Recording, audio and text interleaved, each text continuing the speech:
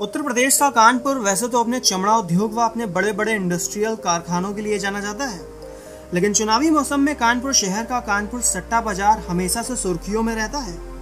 2014 व 2019 के लोकसभा चुनाव में भी कानपुर सट्टा बाजार का सर्वे 95% तक ठीक रहा था। तो दोस्तों, आज की इस वीडियो में हम जानते हैं भारत की 543 लोकसभा सीटों में किस पार्टी को कितनी सीटें मिलने जा रही हैं। दोस्तों, सबसे पहले हम बात करेंगे झारखंड की। यहाँ पर कुल 14 लोकसभा सीटें मौजूद हैं। राज्य में झारखंड मुक्ति मोर्चा की सरकार मौजूद है, जिसके मुख्यमंत्री चंपई सोरेन इस समय जेल में बंद हैं, और यही झारखंड मुक्ति मोर्चा पार्टी झारखंड राज्य में इंडिया गठबंधन का नेतृत्व भी कर रही है। दोस्तों, इन 14 लोकसभा सीटों में 6 सीटें भाजपा को मिलती दिख रही हैं, वहीं 8 सीटें सीधे सीधे इंडिया गठबंधन जीत रहा है। इसके बाद हम चलते हैं छत्तीसगढ़। दोस्तों, यहाँ पर लोकसभा की कुल 11 सीटें मौजूद हैं। दोस्तों, छत्तीसगढ़ हमेशा से ही नक्सलियों का गढ़ भी माना जाता है। बेरोजगारी, गरीबी व भुखमरी यहाँ की आम समस्या है। दोस्तों, इन 11 लोकसभा सीटों में 5 सीटें भाजपा को मिलती दिख रही हैं, वहीं 6 सीटें सीधे सीधे इंडिया गठबंधन जीत रहा है।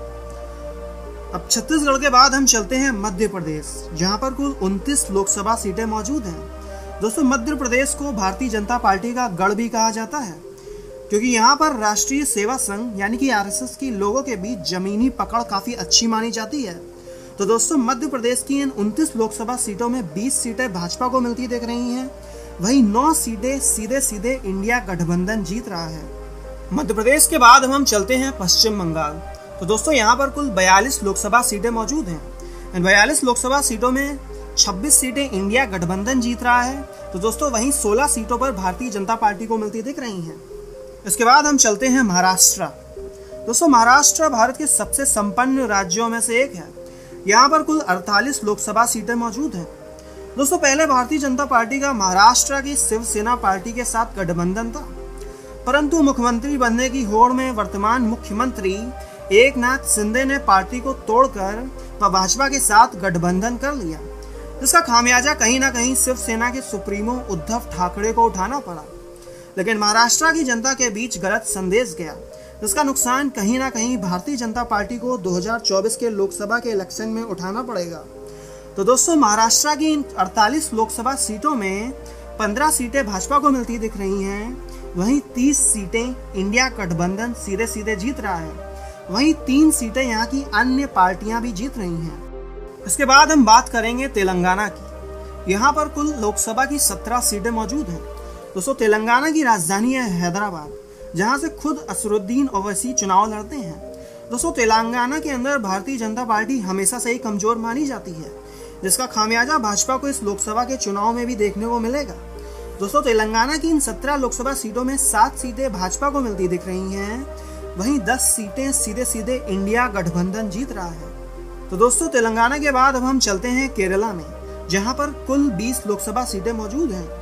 दोस्तों, केरला के अंदर मुख्य तौर पर कांग्रेस व कम्युनिस्ट पार्टी हैं। ये दोनों ऐसी राजनीतिक दल हैं जो काफी सक्रिय हैं। ये दोनों दल इंडिया गठबंधन का हिस्सा भी हैं। केरल की इन 20 लोकसभा सीटों में 3 सीटें भाजपा को मिलती दिख रही हैं, वहीं 17 सीटें सीधे सीधे इंडिया गठबंधन जीत रहा है। दोस्तों, इसके बाद हम चलते हैं तमिलनाडु। यहाँ पर कुल 39 लोकसभा सीट मौजूद हैं। दक्षिण भारत के अंदर तमिलनाडु ही ऐसा राज्य है जहां पर सबसे ज्यादा लोकसभा सीट मौजूद है।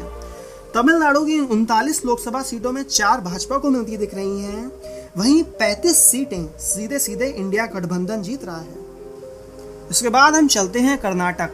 दोस्तों, यहाँ पर कुल 28 लोकसभा सीटें मौजूद हैं। कर्नाटक राज्य के अंदर कांग्रेस की सरकार भी है। दोस्तों, कर्नाटक भी एक ऐसा राज्य है जहां पर मोदी मैजिक काम नहीं करता। अब क्यों काम नहीं करता, ये तो एक अलग विषय है, परंतु कर्नाटक की 28 लोकसभा सीटों में 8 सीटें भाजपा को मिलती दिख रही हैं, वहीं 20 सीटें सीधे सीधे इंडिया गठबंधन जीत रहा है। दोस्तों, कर्नाटक के बाद अब हम चलते हैं आंध्र प्रदेश में। यहाँ पर कुल 25 लोकसभा की सीटें मौजूद हैं। राज्य में वाईएसआर कांग्रेस की सरकार भी है, जिसके मुख्यमंत्री हैं जगन मोहन रेड्डी। आंध्र प्रदेश की इन 25 लोकसभा सीटों में 10 सीटें भाजपा को मिलती दिख रही हैं, वहीं 7 सीटें सीधे सीधे इंडिया गठबंधन जीत रहा है। इसके अलावा 9 सीटें यहाँ की लोकल पार्टी वाईआरएस कांग्रेस जीत रही है।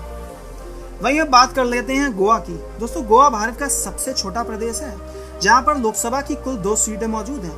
इन 2 सीटों में एक सीट भाजपा को व एक सीट इंडिया गठबंधन के खाते में जाते दिख रही है। दोस्तों अब चलते हैं मोदी जी के राज्य गुजरात में।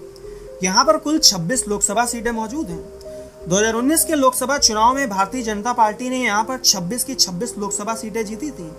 दोस्तों गुजरात को भाजपा व नरेंद्र मोदी का गढ़ भी बोला जाता है। गुजरात से नरेंद्र मोदी 2001 से लेकर 2014 तक मुख्यमंत्री के पद पर कार्यरत भी थे। गुजरात की इन 26 लोकसभा सीटों में 22 सीटें भाजपा को सीधे सीधे मिलते दिख रही हैं, वहीं 4 सीटें इंडिया गठबंधन जीत रहा है। दोस्तों अब चलते हैं राजस्थान। यहाँ पर कुल 25 लोकसभा सीटें मौजूद हैं। राजस्थान को भी भाजपा का गढ़ माना जाता है, लेकिन हाल ही में हुए राजस्थान के विधानसभा इलेक्शन में भाजपा ने गद्दावर नेता वसुंधरा राजे को सीएम न बनाकर भजन लाल शर्मा जैसे नए कैंडिडेट का चयन किया, जिस कारण से राजस्थान में क्षत्रिय समाज भाजपा से नाराज हो गया, जिसका असर कहीं ना कहीं चुनाव में देखने को मिलेगा। राजस्थान की 25 लोकसभा सीटों में 17 सीटें भाजपा को देखने मिल रही हैं, वहीं 8 सीटों पर सीधे सीधे इंडिया गठबंधन जीत रहा है। वहीं अब बात कर लेते हैं पंजाब राज्य की। दोस्तों पंजाब में कुल 13 लोकसभा सीटें मौजूद हैं। पंजाब एक ऐसा राज्य है जहां पर हमेशा से ही बीजेपी को शिकस्त मिलती आई है। 2019 के लोकसभा चुनाव में भी भारतीय जनता पार्टी ने यहां पर सिर्फ 2 ही सीटें जीती थी। पंजाब की इन 13 लोकसभा सीटों में 2 सीटें भाजपा को मिलती दिख रही हैं, वहीं 9 सीटें सीधे सीधे इंडिया गठबंधन जीत रहा है व 2 सीटें यहाँ की लोकल पार्टी अकाली दल भी जीत रही है। दोस्तों अब बात कर लेते हैं हरियाणा की। यहाँ पर कुल 10 लोकसभा की सीटें मौजूद हैं। राज्य में भी भाजपा की ही सरकार है।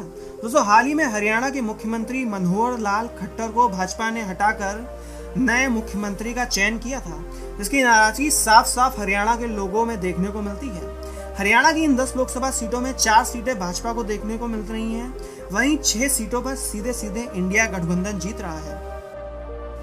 वहीं अब बात कर लेते हैं हरियाणा से सटे हुए दिल्ली की।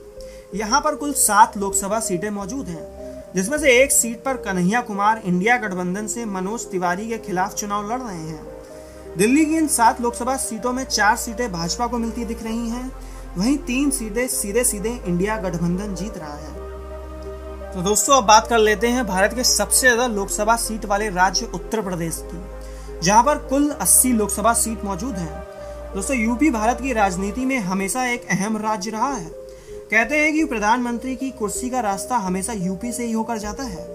यहाँ पर समाजवादी पार्टी व कांग्रेस पार्टी इंडिया गठबंधन का नेतृत्व कर रही है। उत्तर प्रदेश की इन 80 लोकसभा सीटों में 49 सीटें भाजपा को देखने को मिल रही हैं, वहीं 31 सीट सीधे सीधे इंडिया गठबंधन जीत रहा है। अब बात करते हैं यूपी से सटे हुए राज्य बिहार की, जहां पर कुल 40 लोकसभा सीट मौजूद हैं। बिहार की इन 40 लोकसभा सीटों में 19 सीटें इंडिया गठबंधन जीत रही है, तो दोस्तों वहीं 21 सीटों पर भारतीय जनता पार्टी को जीत मिलती दिख रही है। अब बात कर लेते हैं हिमाचल प्रदेश की, जहां पर कुल 4 लोकसभा सीट मौजूद हैं। यहाँ पर 2 लोकसभा सीट भाजपा को व 2 सीट इंडिया गठबंधन जीतता दिख रहा है। दोस्तों अब बात कर लेते हैं असम की। यहाँ पर कुल 14 लोकसभा सीटें मौजूद हैं, जिनमें से 7 सीटें भाजपा जीत रही है, तो वहीं 7 सीटें इंडिया गठबंधन को मिलती दिख रही हैं। इसी तरीके से अब बात कर लेते हैं उत्तराखंड की, जहां पर कुल 5 लोकसभा सीटें मौजूद हैं।